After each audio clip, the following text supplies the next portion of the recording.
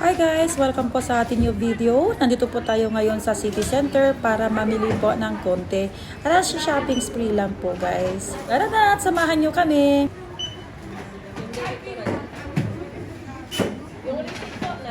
Guys, nandito tayo sa Victoria's Secret. Sale kasi nila. Marami pa akong mga spray doon. Pero bumili na naman ako niyan. Dagdag lang. Dagdag kalat. O, diba? Guys, pagkatapos nga natin sa Victoria's Secret at namili tayo ng konting mist or perfume spray, dumako na naman po tayo dito guys sa Debenhams para bumili ng ilang gamit para sa kanya syempre. As you can see, marami kasing sale dito. Sa Debenhams, marami silang brands na binebenta. Nandiyan ang American Eagle, nandiyan ang Levi's, at marami pang mga popular na magagandang brands talaga. So, ayan, dahil sale, napapili na naman ako ng mga damit. So, pagkatapos namin ng Debenhams, dito nga at natungo ulit ako dito sa Waikiki. So, kung kanina, puro damit niya ang binili ko, ngayon this time, mga damit ko naman. Syempre, tayo ba naman, pahuhuli? Hindi, no? So, bayad-bayad na rin pag may time.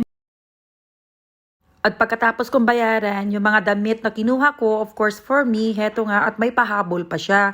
Hindi nga na kontento sa Debenhams, kumuha pa ng mga damit dito sa Waikiki. At dahil tapos na kami sa kunting shopping guys, pababa na kami para kumuha ng taxi dito sa basement. And as you can see, nandito na naman si Gossip at napabili na naman kami ng bubble tea. So, ang in-order niya is yung Taiwanese signature na bubble tea. And ako naman is something new sa petbad ko, which is yung mango na may lemon. Basta yun na, chorba ek-ek. Alright, at heto na, nakasakay na kami sa taxi. We're going home na to Bin Mahmud. Tara na guys, uwi na.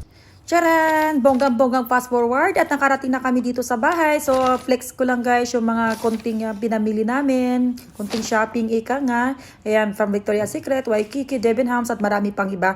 So guys, short video lang po to. Kung nagustuhan nyo ang aking video, please give me a thumbs up. And please don't forget to follow my Facebook page, Mana Marie, and my YouTube channel, Marie Per Vlogs. Bye!